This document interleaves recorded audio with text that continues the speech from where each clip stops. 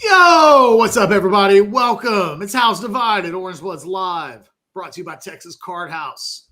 With you the day before the NFL draft, but so much other stuff to talk about. It's a great time to be a sports fan. Do us a solid, hit that thumbs up button, like the page, subscribe, get notifications, and by all means, jump into the Specs chat it up. Send us some super chats. It's me and Chad Hastings, not dressed exactly the same, but both with black T-shirts that have weird lines. We did the black, yes. I got the Cisco going, not the 85%. I have Austin inside of my box, and you have Cisco. So there you go. We got two great Texas cities represented. Is that what we're calling Cisco? Yes, that's exactly what I'm. Not the great part, the city part. That's what I'm calling Cisco. Berg, town. How about that? Yeah, it's a town. It's a town. Okay.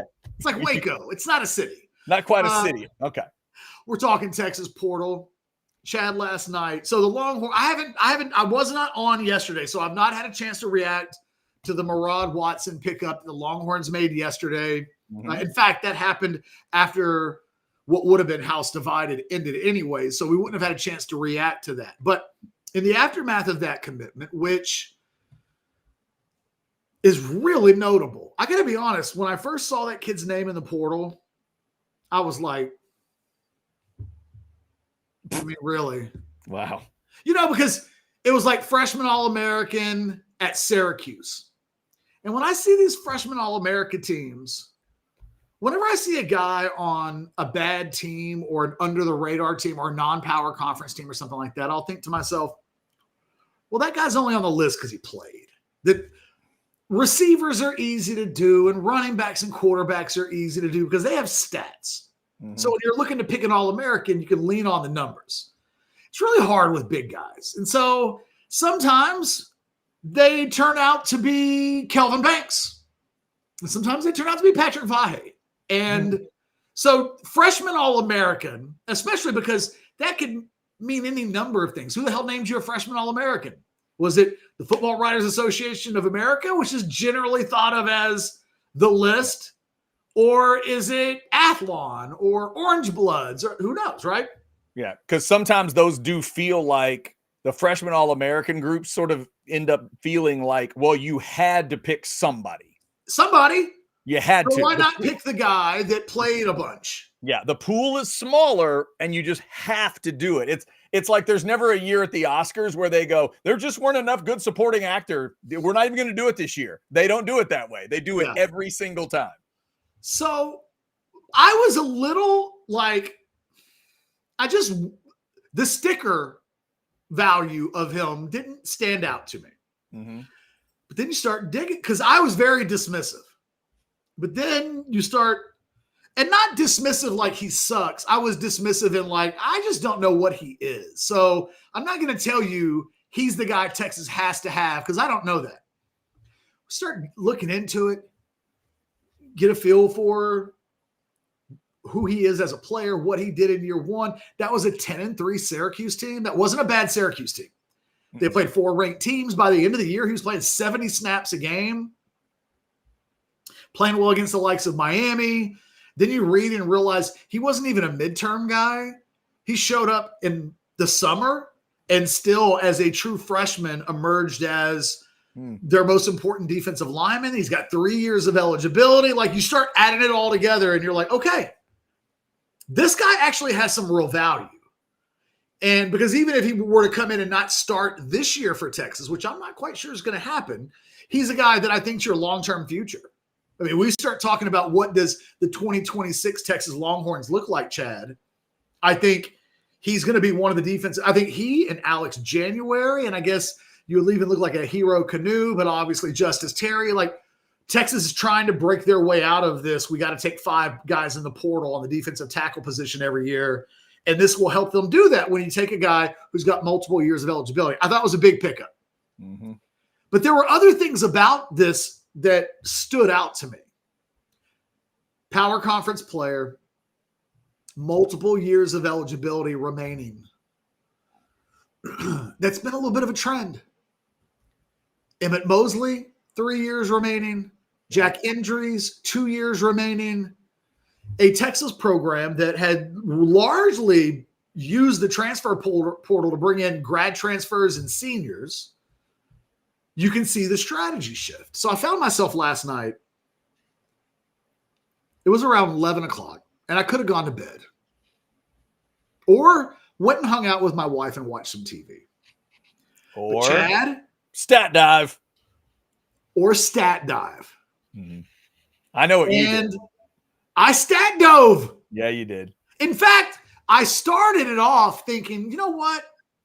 I'll get this done. I might either use it as a column later this week, or I'll use it in one of my sections for 10 Thoughts from the Weekend. I'll get a head start. So there was a point in it where I was like, I could stop and go to bed, but chugga, chugga, chugga, chugga, chugga, chugga, chugga, chugga. I got to finish what I started. Mm-hmm. And which is why the ladies love me. And, or one of them does anyway. But maybe not for that reason. And she's not Asian, just noteworthy. For the record, not Asian. So when I finished it off, no pun intended, I ended up with a column that I published right away. Like, I didn't want to hold it at that point. I was like, this is actually really good stuff. I knew what we were going to talk about on the show. One of my favorite things about Steve Sarkisian, Chad, it might be my favorite, honest to God.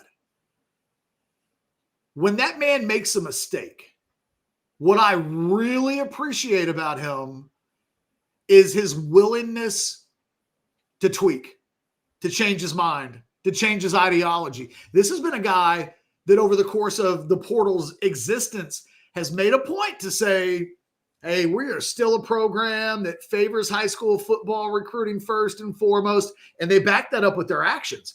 2 years ago, they got rid of the 25-man limit. And the portal kicks in.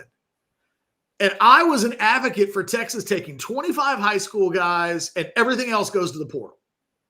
And Sark took 5 guys in the portal and took like 30 high school guys. In the last 2 years, he's gone double digits both years.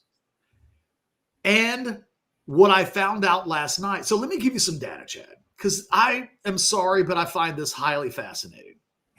Because the whole point of this is the portal the right way to build your program or the wrong way? Isn't that the discussion? We have it all the time. And well, yes, it's that plus how do you fully maximize it if you're a big dog? That's the second part of it for me. Or if, let's say you're not Oklahoma, because I can't believe we're going to get to them. Believe me, they're on this all will tie us to Oklahoma. Hang in there, kids. I promise. One of the things that I was able to come up with from a numbers standpoint is I was able to quantify the success rate that Texas has had in the portal so far. So when it comes to a hit rate, and I was pretty stingy with like who I called a hit and who I called a miss, Chad. For instance, I called Bill Norton a miss. And there have been a lot of Texas fans that were like, what are you talking about? He was on the field against A&M for the biggest play of the game. And if you're on the field in that type of moment, you can't be a miss. And I was like, well, Alex had him graded as a sub-replacement player for the season. He only played 169 snaps in the first 12 games of the year. That's less than Trill Carter, and we wouldn't have called Trill Carter a hit. So I called it a miss. But I have high enough standards that I drew a line on Bill Norton, who I actually think met expectations. So for you, just so we're clear, when you say hit, when you get to that hit level, is it a clear black and white line for you that you've drawn, or is it literally player to player? And in the end, sometimes you have to give a feel and say hit or miss. It's a feel. Okay. And honestly, like the only person that I was really nitpicked on was Bill Norton. Okay. And what I didn't want this to do was if I let Bill Norton go, then I've got to let Ray Thornton in the club. And I might have to let Ben Davis in the club because, hey, Ben Davis led the team in sacks in 2022. It doesn't matter that it was 2.5. He still led the team. And like, there are ways that suddenly I'm letting guys into the hit club that it's like, we're just cooking the books now. I wanted to have a hard line to have to hit. Right. And look, Bill Norton being a solid contributor on an elite defense didn't hit. Look, he's not an NFL prospect. He wasn't at the top end of the guys that played at that position last year, but he was a solid contributor. I acknowledge that he's a solid contributor. I just don't call him a hit because of where I've set the hit bar at, which is got to be a starter, got to be a heavy contributor. Keelan Robinson counts as a hit.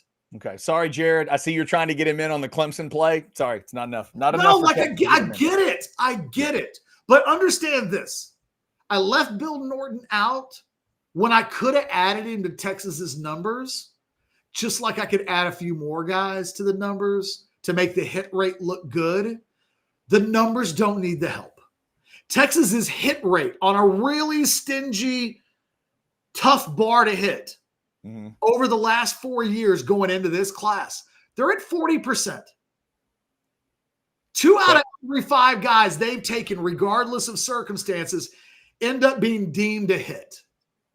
That is 5-star super blue chip level of contributions on the whole. When we go down to the next tier, though, small school hit rates. This is anything under Power 5 or Power 4, Chad. Okay. In 4 years, Texas has taken 6 guys, and they've hit on one of them. And that guy, Trey Moore, was a national prospect coming out of UTSA. It wasn't – he was a consensus national top 25 portal prospect. So – yeah, he was a sack leader at a G5, right? Yeah. But I counted him in the small school because it wasn't one of the 4 power programs. They're at 16.7 on small school hit rates, but we're going to get back to that because that's what Oklahoma's doing, right? Right. Big school hit rates. If 6 were small schools and you took 30, there's 24 left. The hit rate on the big schools is 45.8%. And my God, if you take away the Alabama risks that they took, because they're not taking Jaleel Billingsley and Ajay Hall and Nyblack. Nyblack is even the numbers don't change substantially, but if you take out the confirmation bias takes from Alabama, the number goes up. Right, because I'm assuming Nyblack ends up as a miss for you? Correct. Yeah. Okay. Even if he becomes an NFL drafted player with the Aggies. Right. He'd be a miss for Texas. He was a miss for Texas. Right. I got you. I did a stat on 1-year projects. So this is every grad senior and senior that Texas brought in for a one-off. 4 out of 16 makes for a 25% clip. Now, that's not awful because if you were to compare that rate is approximately what a low 4-star hits at. So it's not terrible, right? We're not into the 3-star rates. We're not anywhere below 20% into 15, 10%. That's still a good success rate when compared to high school football recruiting, but it is compared to what the other numbers that we're talking about, a low one. Now, this one I thought was really interesting. NFL draft rate. Now, I had to be a little fuzzy with this because it required me. This is with me saying that Bond, Ewers, and Golden are all going to get drafted. Okay. But we know that Bond. That's a question mark right now. Bond could go day 2. Bond could not go drafted. But we know if he doesn't get drafted, it's not because he wasn't a draftable player. Right. And you'll assume at this point that his talent is enough to get him drafted. Yes. In 7 rounds. And I'm also projecting. So the number's either 7 out of 30 or 8 out of 30, which is either 23% or 26.7% if you include Trey Moore next year. Because otherwise I have to take Trey Moore completely out of the numbers because he isn't. I just decided to include him and let everybody know I'm projecting in advance that Trey Moore is going to be drafted. Right. Okay. So their draft rates on all players they've taken is above 25%. It's at 26.7%. That is just below super blue chip status. That's higher than a mid 4-star. That's higher than a low 4-star, and obviously anything below that. What I think is really interesting about the numbers, though, because if you look at it, you go, well, where's Texas off all of that data? What are the lowest data points? Small school hit rates, 1 for 6. 1-year projects, 4 of 16. None of those guys other than Makuba are going to be drafted. And Makuba, again, was a national prospect that is a little different than everybody else in that senior discussion. One of the things that I've noticed about this year's portal class is that Steve Sarkisian has done 2 things. One, all but one of his 10 transfers so far are from the 4 major conferences. The only guy who's not is his kicker. Yeah. Of the 8 non-kicking specialists in the portal class, because both the punter and the kicker are seniors, we go all non-special teams. Only 2 of the 8 are seniors, and both of those guys are immediately plug-and-play defensive tackles. So the tweak that Texas is taking is they've looked at what they've done in the portal, and Steve Sarkisian, and I've said this before, but now it's kind of backed by the data, and we were able to look at the numbers as the trends of this year have built up a little bit. I mean, 9 out of 10 guys from the portal are all from a Power 4 conference, and I don't mean UTSA. And none of them are seniors outside of a couple of guys they had to have come in and be immediate depth guys. So Texas has adjusted this year in drifting away from the things that aren't working. Small school guys, seniors, these grad transfer guys that are one and done, and they have not worked out other than Andrew Makuba. And they're leaning into multi-year projects and big schools.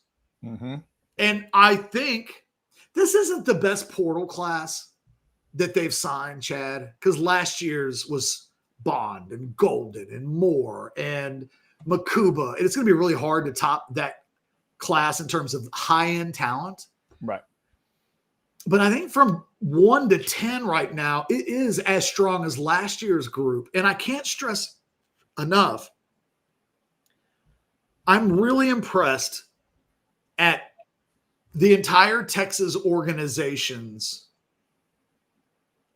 ability to adjust incredibly quickly, because these are all new things. This is a change in ideology to some degree of what should we do, what should we not do. And I don't think these are trends that other schools are following, because we've talked about this before. Oklahoma is doing the almost exact opposite of what Texas is doing. They are in double digits. Actually, they're either at, I think they may be at 10. They got one yesterday from Utah State.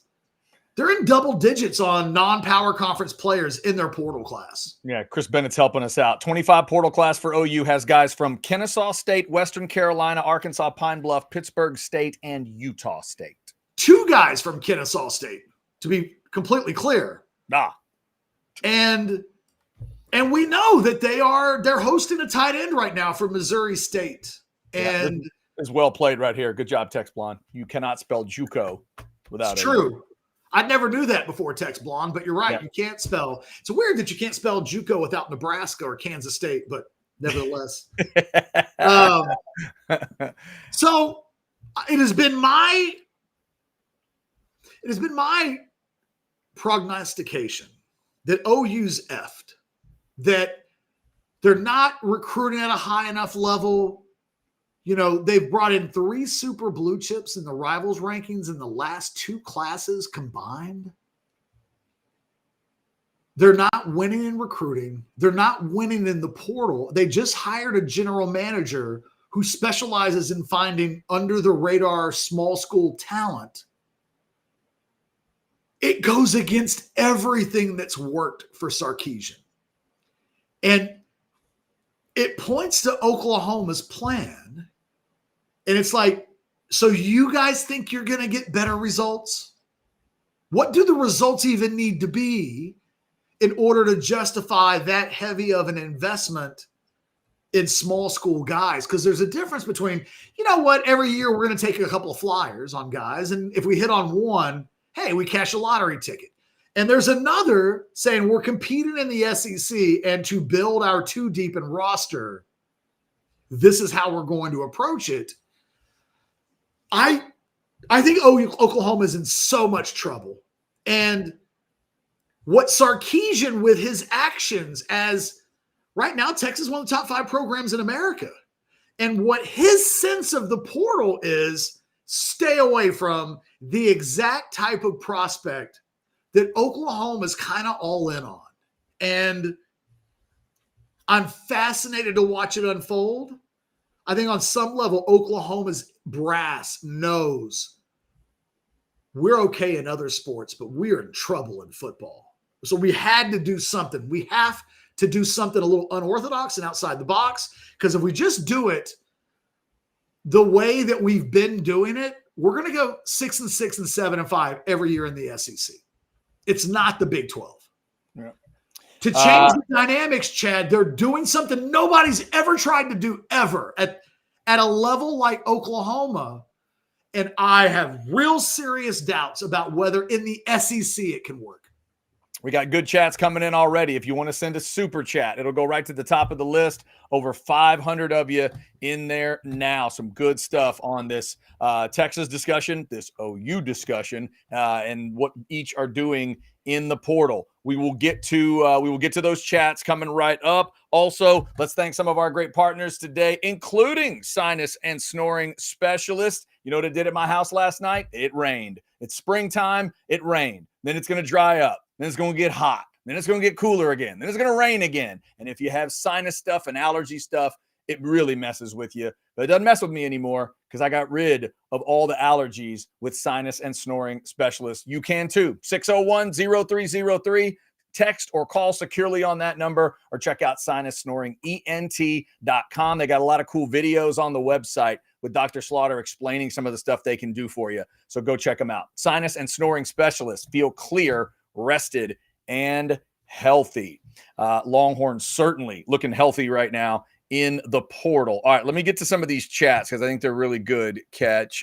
First off, Chris Bennett is right. To be fair, Agiye Hall is a legend for taking the boot off his car with his bare hands. And look, I gave him that credit in my article. That's true. Didn't quite make him a hit, but you factored it in. No, here's what I said about Agiye Hall. That's the most memorable moment of his career was when he was arrested by campus police for assaulting a parking boot on the tire of his car. He became a local hero that day. Yep. Still a miss. There you go. Local hero, not a hit. Chris Bennett, we thank you for helping us on that distinction. All right, ATX Bates Catch said exactly what I was thinking in a chat. Exactly. Oklahoma's becoming the old school Bill Snyder K-State. It's exactly what I was thinking, Bates, because Catch, this is the way. Think about how Bill Snyder used to go after things. His legend was JUCOs. His legend was in fact, it was in the days really before grad transfers, but he might have been one of the first to do that too. The problem was, if you're trying to compare it to now, he wasn't trying to year in and year out live in this kind of SEC. That is not where Bill Snyder was living. Catch, he was in a world where if he won like 7 games or 8 games and competed in a couple and maybe won a game you didn't expect, he was the champ of the town. But that's not acceptable in Norman. That's the difference in what's happening. But I had this exact thought because that's what it feels like to me. It feels like Venables is attacking like Bill Snyder used to attack the Big 12 back in the 90s. And that, you just said the key part of this, the 90s. Yeah. Because JUCOs in the 90s were loaded. And they're not anymore. Yeah. They're not. You don't get Cam Newton out of JUCO anymore the way that you used to, because once upon a time, it was hard to get into schools, relatively speaking. Because now the mobility is much easier for everybody. I'm going to go back to the class of 2007. The moment that Des Bryant got into Oklahoma State, when Texas and Texas A&M did not recruit him because they did not think he was going to qualify. Yep. And guess what, kids? They got him in. And A&M and Texas at that point both went, The hell? And from the Des Bryant on, I have never worried if you can't qualify coming out of high school in 2025, you're probably euthanized, if I'm being completely honest. Yeah. And by the way, Catch, just real quick, a chat that this person I'm sure felt was snarky, but it speaks exactly to what we're talking about. Sooner Cowboy says, now if y'all get beat by those guys from state schools, how you going to feel? They're going to feel awful. Awful. Embarrassed. Sooner Cowboys, they're going to feel terrible because it's the most hated rival by definition, but Texas fans are smart enough to know how they've built it. They're going to be extra crushed. Crushed. They'll want to fire their coach, Sooner Cowboys. They'll flip out knowing all this information. They absolutely will. By the way, I find it fascinating that hasn't Oklahoma been outscored 80-3 in 2 of the last 3 years? Oh, it's like, 82-3, 84. It was bad.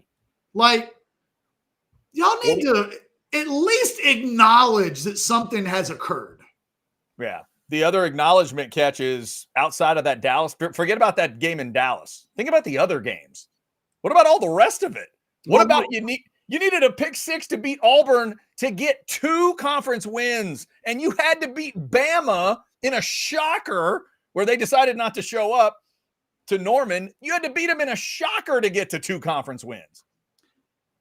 And now we have to talk about the David Stone part of this. All righty. I know we talked about this a little bit on Monday. For those that don't know, of the 3 super blue chip prospects that Oklahoma has signed in the last 2 seasons, one of them is former 5-star David Stone. According to reporting on the Oklahoma side of this, he got paid like $750,000-ish, $800,000-ish to go to Oklahoma. And quite frankly, that's pretty standard operating procedure. That's right in line with the numbers, Chad, that I've talked about.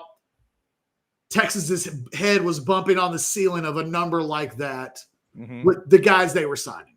And what they had to do last year with a guy like DeCorian Moore was decide, do we go above that? Can't go that far. Yeah. Well, remember we talked about Texas was a little frustrated with Brandon Baker because they paid Brandon Baker $750,000-ish, and he, a little bit like David Stone, didn't do a whole lot as a freshman. And it's not even a given that he's going to stay as a sophomore and be the starter. Right. I think it's likely, but it's no sure thing. His pay doesn't go down and hasn't gone down because he didn't do a whole lot in the first year. You pay what you said you were going to pay. Oklahoma went to one of its only 3 5-stars on campus and said, yo, man, we are some broke bitches, and we got to cut you back.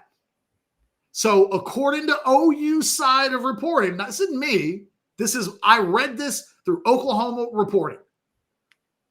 They told him, like, we're going to bump you down to $400,000, which is like a little bit more than Texas paid Diamontre Tucker Dorsey a few years ago. And he accepted it, Chad. He was like, I love Oklahoma. Wow. Cool, I'll do it. Okay. But his family was like, yo. Hang on. Hold on. Eddie? They're paying Dominic Williams more than that. Yeah. They paid Dominic Williams more than that. Like, do you know that if you were to go into the portal, you would get 3 times that amount? So, David Stone went into the portal.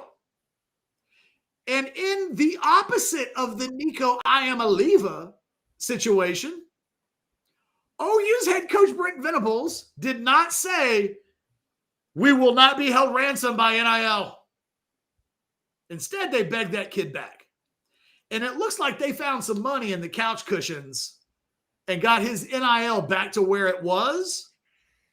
But the whole situation embodies, you can't recruit super blue chips right now at a high level. That's not my opinion. That is, now, under a different head coach, could it? In theory, sure. But as it stands right now, they're not. They don't have the money to go into the portal to get the best players, and they're not even really competing in the portal for the best players. I think Texas and Oklahoma have competed on one guy, Mason Shipley. That kid went to Oklahoma, and apparently Oklahoma found out how much Texas was going to pay him in NIL, which was probably, more than minimum wage. And Oklahoma was like, well, we can't do that. I just don't think Oklahoma fans have any idea what a piece of junk program they have right now. Real quick question from Chris Bennett on the Fasusi. What's the Fasusi money? Do we know that? Oh, he's getting $1 million plus. Okay. All right.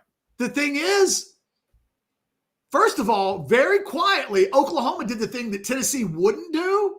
And now it'll be fascinating to watch Oklahoma moving forward, because there's now a test case example of, if they're going to talk to me about taking a pay cut, if that ever comes up, I'll go into the portal and they'll pay me to come back out. Right. Yeah. But on top of that, it's the symbolic nature of, here's what you can't do, man. You can't go to your 5 stars and tell them they got to take pay cuts, because you don't get more 5 stars that way.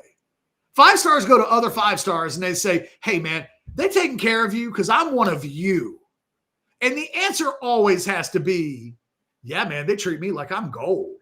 Yeah, here's the paperwork. 5 stars on the Texas campus take their contracts to junior days and say, hey, man, don't take my word for it. Here's my contract.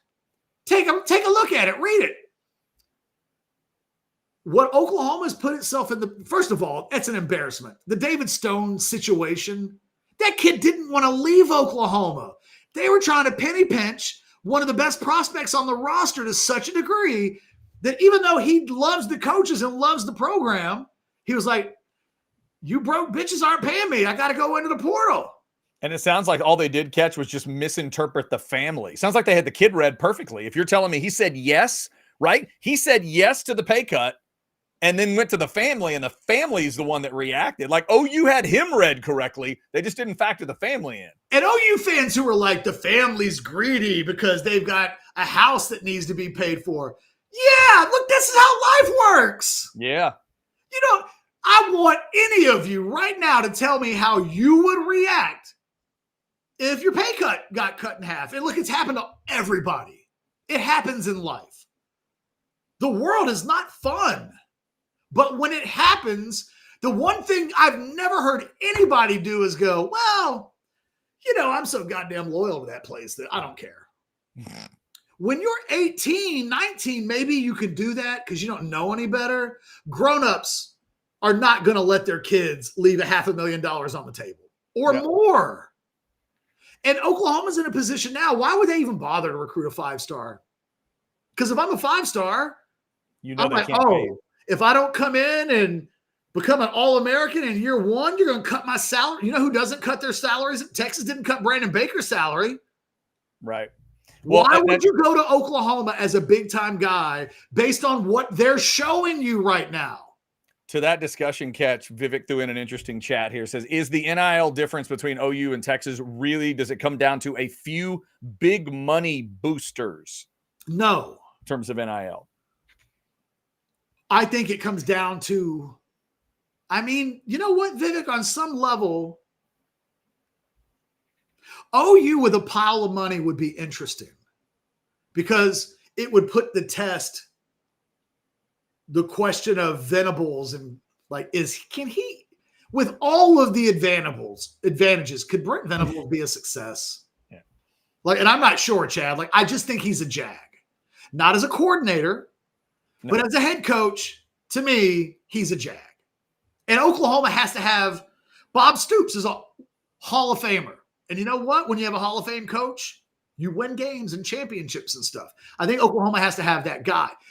If they were rolling in dough, it would be better because they'd be able to, they were interested in the Watson kid out of Syracuse that Texas just signed. But that kid got north of 7 figures. Oklahoma can't do that. Oklahoma. There's a kid out of Illinois State. Let me see if I can find his name. I'll look it up in a little bit. Forgive me for forgetting the Illinois State wide receiver's name. I was going to say, this is the wideout, right? But Oklahoma, I had read on whatever the OU rival site is called. Sorry. It's Sooner Scoop for 20 years. And although I think I read it on Sooner Scoop too, that they were going to take this kid from Illinois State. It was kind of a done deal. Mm-hmm. But there was a snag.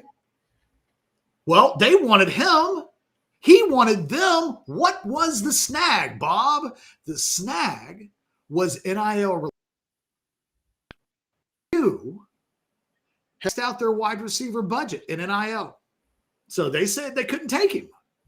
And that kid, different than David Stone, was like, well, I like you, but nah. I'm going. I think he's at Missouri. I think he ended up signing with Missouri. Who does have NIL money? We've learned that. Oklahoma's got some real problems before NIL comes into the equation. The NIL is like steroids to their problems. And I don't mean steroids in a good way, like you're sick and you take steroids and you get better. I'm talking about like a bad reaction to the medicine. Like you had a problem and now it's exasperated. And short of finding Bob Stoops in the next hire, if I was an Oklahoma fan, honest to God, I'd be in so much denial right now, Chad, because the reality is so depressing. I can't imagine being an Oklahoma fan and reading that Texas just took its 5th defensive tackle in the portal. And the 5th one got the most money. All from Power 4 schools. All from Power 4 schools. This guy started as a true freshman in the ACC. Right. And only 2 of the 5 are seniors or grad transfers? Isn't that what you said earlier? Of the position players, yes. Right. Is it 2 of the? Okay. 6 of the 8 have multiple years of eligibility. Gotcha. And that includes even a guy like Brad Spence. You know, when he came in from Arkansas, it was like, oh, interesting. A little bit of a different profile of guy that they had been taking, because we're so used to them taking guys and going, is that guy going to be a starter this year? And it's like, oh, okay, he's got multiple years of eligibility remaining. So he doesn't have to start this year to automatically A, be a contributor, B, be a hit, C can still turn out to be a lot of things. They changed their strategy. And the thing that Sark was already doing is recruiting at an elite level, right? He just signed the number 1 recruiting class in the country. I think they've been wasteful in the portal. I think in previous years, just shitty planning. Shitty. Saying it twice. Let me go back to let's take a look at the first class of guys they brought in. Just forget. We'll do that. While you're looking at it, let me remind everybody about one of your favorite things in the world, and that is Hijack Poker. Texas Card House sponsors the show every day, and they've got Hijack Poker for you. Online poker for those of you in the great state of Texas. Got to be in Texas to do it. Go to hijackpoker.com and get that app put on any device you want and get to playing. All right. So this is Sarkisian's first portal class, okay? Mm-hmm. He took 6 guys. Almost all of them were seniors, right? Ben Davis, Darian Dunn out of McNeese State, who, to be fair, was a Tom Herman guy. Herman signed him right before he got fired. Otherwise, I don't think Darian Dunn would have been. I think Sark would have showed up and been like, I don't want no dude from McNeese State. But he was part of the team. Ovi Ogofu from Notre Dame was a junior. Devin Richardson from New Mexico State. Keelan Robinson from Alabama, Ray Thornton from LSU. When they took Ben Davis and Ray Thornton, we knew that those guys sucked. And the thought process behind Texas was, well, SEC guys that suck are better than Big 12 guys that are maybe good. Mm-hmm. That was literally, sure. Yes, Ben Davis has played in like 10 games at Alabama, but that's Alabama. At Texas, on a 5-7 team, he can play a bunch. And to be fair, he did. He's still a miss because he played in 11 games, but he made 16 tackles. Darian Dunn, the first small school guy that doesn't pan out. Devin Richardson, the first small school guy that didn't pan out from New Mexico State. And when they took Devin Richardson, a non-power conference player, do you know how many other scholarship offers he had at the time, Chad? Pop quiz. 2.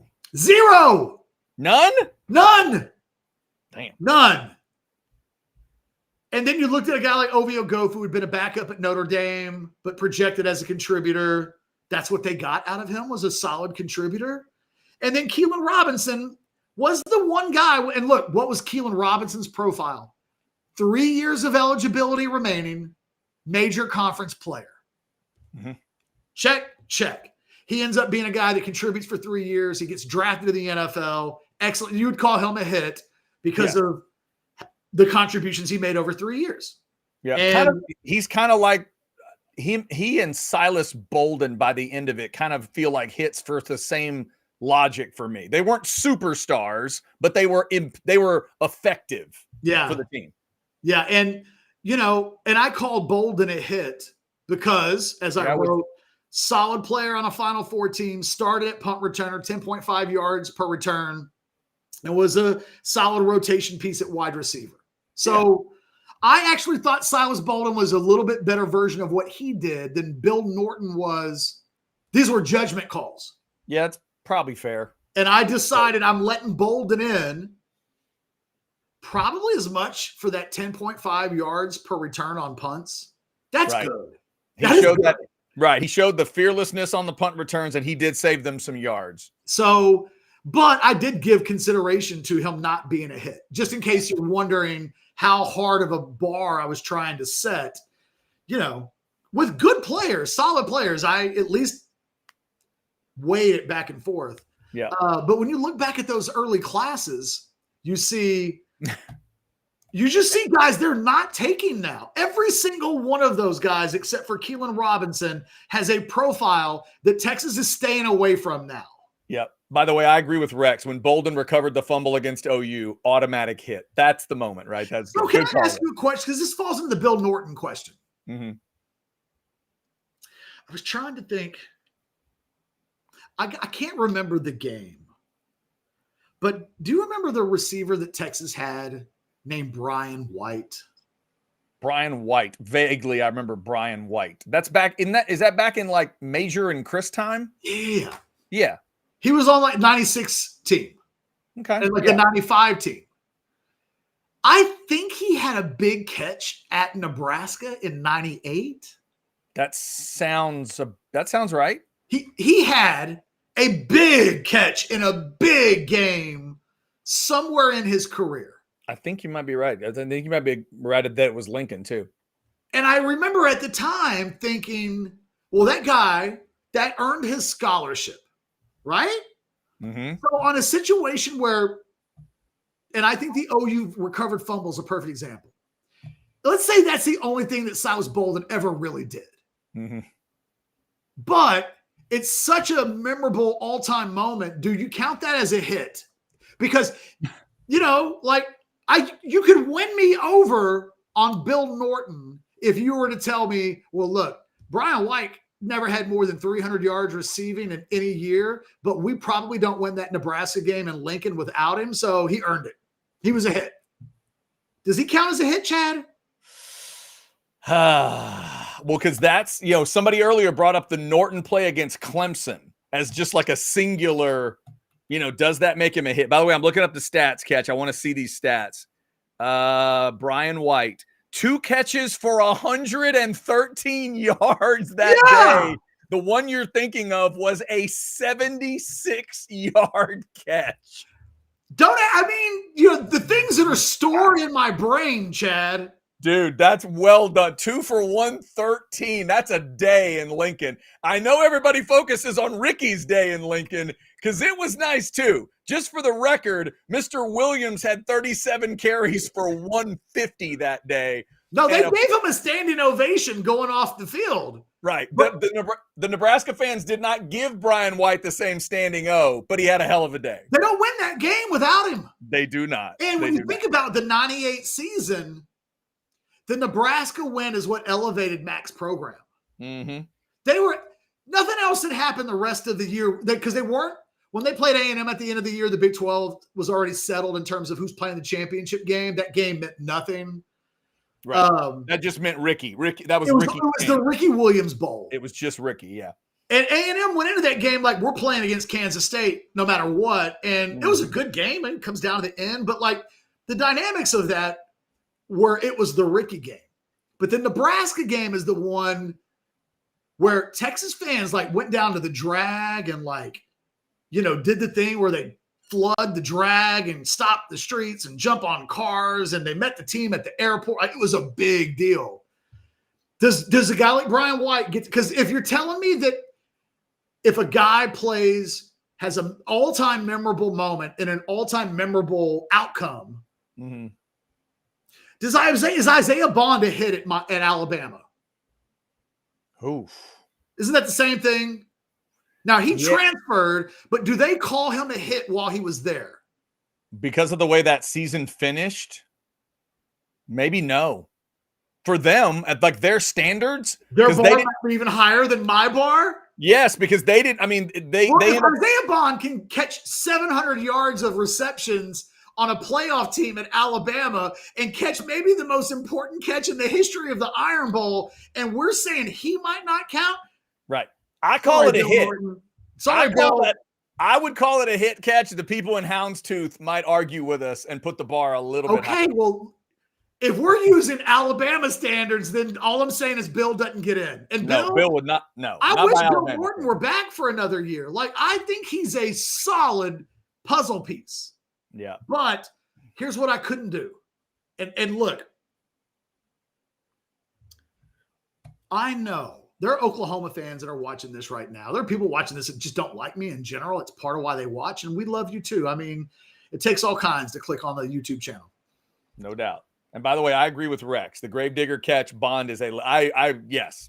But again, Bama That's fans. Not the same, though. Yeah. We could call Brian White a legend.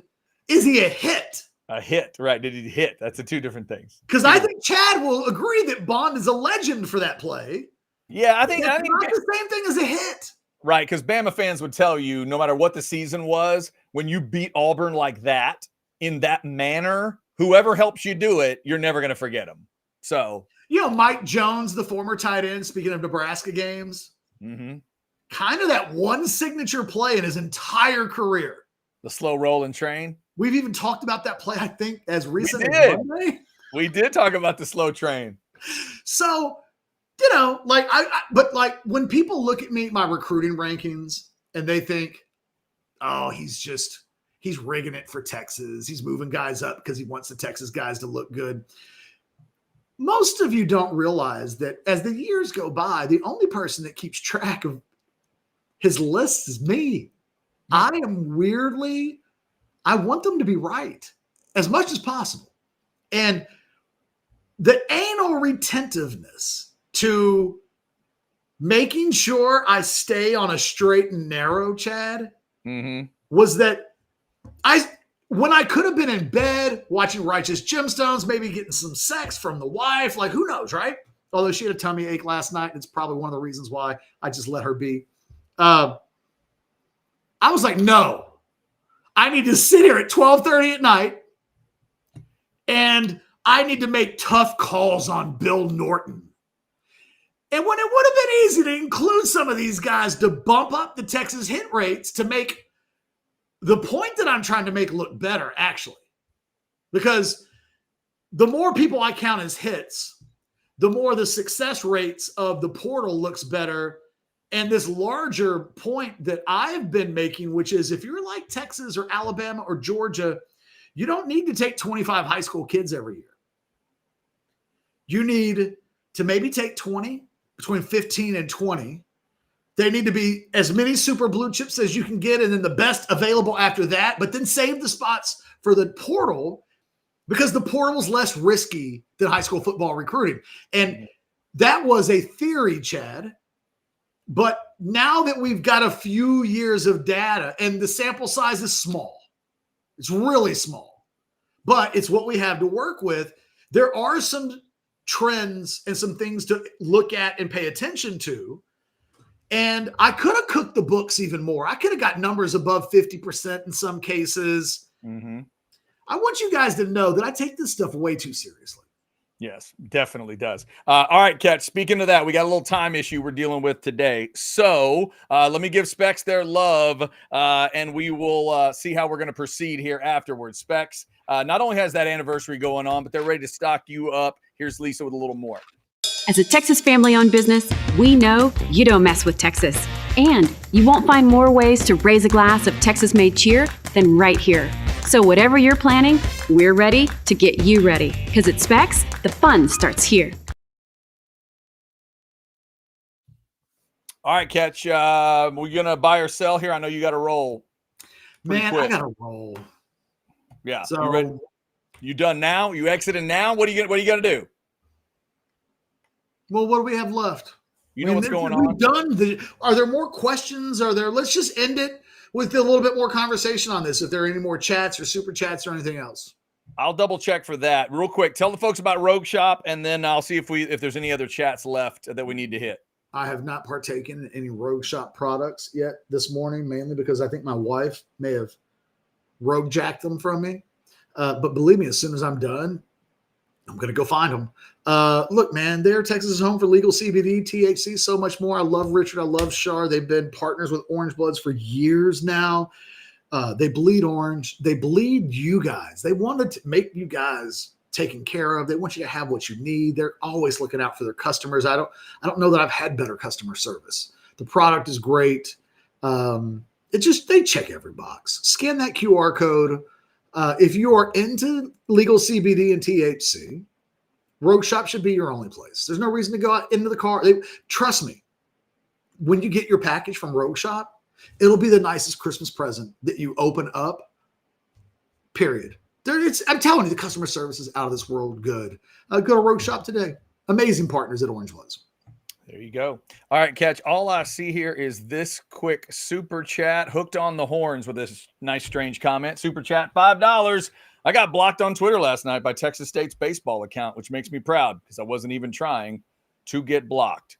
Hooked on the horns. How about that for a comeback? Volleyball clap for Hooked on the Horns. Holy smokes. Catch, I'm probably the only person on earth that was rooting for both the Longhorns and the Aggies to win in baseball last night to set up as much as you can for this series. A&M handled their business easily. It looked like Texas State was going to do it again to Texas.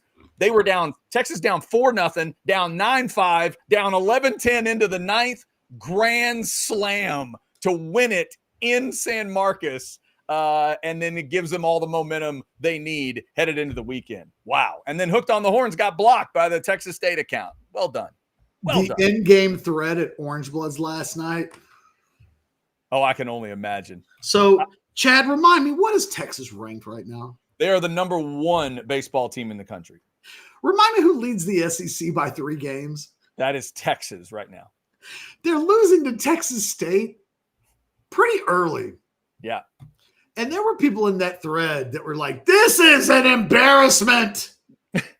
This is an embarrassment. Fire slosh. Was there a fire slosh chant? Close.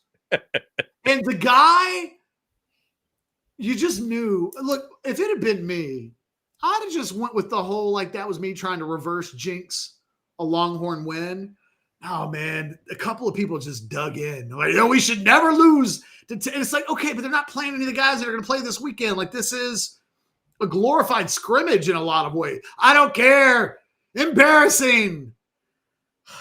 Guys, Texas baseball ranked number 1 in the country. Big series this weekend. Don't overreact in game threads when Texas is playing Texas State, especially when the game's not over. Can it be embarrassing if you come back and win the game? Oh my God, what a comeback that was. All right, Catch, couple quick super chats before we get you out of here. $4.99 from ATX Bates. Would you rather let Venables run your college program recruiting or Jerry Jones run your NFL draft? Oh, I'd let Venables run my college program recruiting, but 1,000 times over. I think Venables has good planning. Like I've mentioned this in the past, ATX Bates. They get guys on campus a lot. There's a hustle. You know, we talked about Texas in February or in January and March. They had one recruiting event until the end of March. And they were like, we're good. Oklahoma's having recruiting events every weekend. And they're getting guys from all over the country to show up. So there are elements of what Venables does that I think are really good. And I think his plan for recruiting players is really good. His ability to land the elite ones has proven to be very problematic. But I think his vision for running the college recruiting is okay. They didn't hire Jim Nagy because of Venables' inability to run a college program recruiting. It was Oklahoma realizing the portal is going to be so much of the future. And unlike Texas to some degree, and by the way, I need Steve Sarkisian to tell me how the process works. Who's watching film of Murad Watson? Somebody was. Who watched Syracuse film and said, guys, come here. Yeah, 88. I've been watching defensive tackles all day. Watch 88. And I found a guy who's a freshman. He checks all the boxes. Who does that? Because I don't know. Yeah. And look, it could be Brandon Harris. I don't think it is. I don't think – the thing is, Brandon Harris has a million things that he does. He can't do everything. Yeah, no, they can have a whole staff doing that. Real quick one from John here. 199, just want to publicly announce my hate for OU. Thank you, John. We appreciate you. John just went Michael Scott in The Office. I declare bankruptcy. That was well done. All right, Catch, you get out of here. I'll clean up, and I'll talk to you tomorrow. Thanks, guys. Sorry, I got some family stuff I got to deal with. I'll see you guys mañana.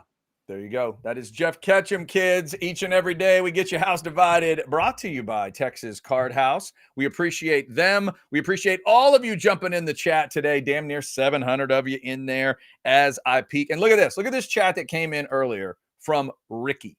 Ricky says, off topic, but went to Hayes City store. The fried pork chop was fire. Can't wait to go back. Ricky, I appreciate you mentioning it, because it is one of my favorite things at Hayes City Store. It's like we can't, plan these things sometimes. In fact, let me show you. I don't believe the chicken fried is in here. I'll show you a pork chop, though. In fact, I'll show you two of them. Here are the other two pork chops that Ricky didn't mention. The chicken fried is unbelievable. The one in the middle there is what I had last time I went out, and that was the blackened pork chop. Oh, my God, it's fantastic. The one on the left is what my wife had. It's her go-to. My wife can't get away from the grilled pork chop. It is one of the finest pork chops you will ever have. By the way, that's my daughter's meat pizza on the right, if you want to check that part of it out. Plus, their burgers are incredible. Day or night, there's the night shot with the tree. Hayes City Store is waiting on you out in Driftwood. It's such a good time. Ricky said, got to get back out there. Yeah, that's how good it is. It will draw you back out. That's what Hayes City Store is all about. The stuff is so good. You're going to want to come back. You're going to remember it. You're going to have those memories of that great dessert, the great food, the great drinks, the great time you had. That ice house is awesome to hang out in, or out under that beautiful tree that I just showed you. Check them out. Hayes City Store. Tell Travis, Tamara, and the crew that you heard about it on Orange Bloods Live. Ricky, thank you for that. I appreciate you mentioning it. Look at this. Look at this. ATX Baits, new shipment of Rogue has arrived. Outsiders tonight will be fire. ATX Baits, you know what I'm about to say. I'm going to say it anyway. Let's read those directions, brother. Let's read those directions. Let's follow those directions. You don't want to think that Chance Mock is crawling out of the screen and trying to choke you, right? It's not what you want to think. You just want to think Chance is there doing a show, getting you a Mach 5 top 5. Which, by the way, we have an interesting one for you tonight. And that'll lead me to your previews. How about Football with Friends? 6 o'clock tonight. On the Outsiders tonight at 8:30. Speaking of Football with Friends, our man Cody Carpentier is going to join us for a little NFL draft preview. Since that's coming up tomorrow, we're going to get Cody's thoughts on the draft. I got to talk to him about all this Shedeur Sanders stuff. The the falling on draft boards and this discussion that's out there now about Shedeur Sanders. We'll get into that. Obviously, the Longhorns in the draft. Are there going to be 3 guys in the first round and the history that is? But for the Mock 5 Top 5, we're going to have Chance do his favorite draft busts. It's one of those discussions that comes up every year. Chance's top 5 favorite draft busts. So if you are, a big Tony Mandarich fan, you may not want to watch The Outsiders tonight. Old Fashioned is tomorrow morning at 9 a.m. And we'll be right back here at noon tomorrow for a Thursday House Divided. Thank you guys for jumping in. Thanks to all of our great partners for what they do. Shout out again to Texas Card House. If you haven't been to TCH Social Austin, go check them out. 183 and Anderson Mill, right there by the aquarium. Go on in and play cards if you like, or if you're just looking for a great sports lounge to go watch games and have some great food, you can do that there as well. They also have 6 locations total in the great state of Texas. Also, remember, right down there in the lower left where you see it says join OB here, that is the quickest, easiest way to get signed up for orangebloods.com. All the incredible content that's there right now. Jason's 321 article, the Rumor Mill article is up there. Catch's breakdown of the stuff we talked about today about OU and Texas, the way they've attacked the portal differently. Go through all that portal stuff. Catch barely scraped the surface. He went through each portal class for Texas and really broke it down. Check that out. The incredible message board, all the good stuff at orangebloods.com. That QR code is your easiest way to get there. And Barb's 10 says Outsider sounds like a good hang tonight. We hope so, Barb's 10. That'll be at 8:30 this evening. Thank you guys for jumping in. Remember to like it on the way out if you didn't like it on the way in. Thank you for helping us get to over 25,000 subscribers. Those views are rolling up towards, I think it's 15 million we're almost at. Thank you guys for making it possible. We really appreciate it. Thanks for the support. We'll be back tomorrow at noon for another House Divided. We are Orange Bloods Live.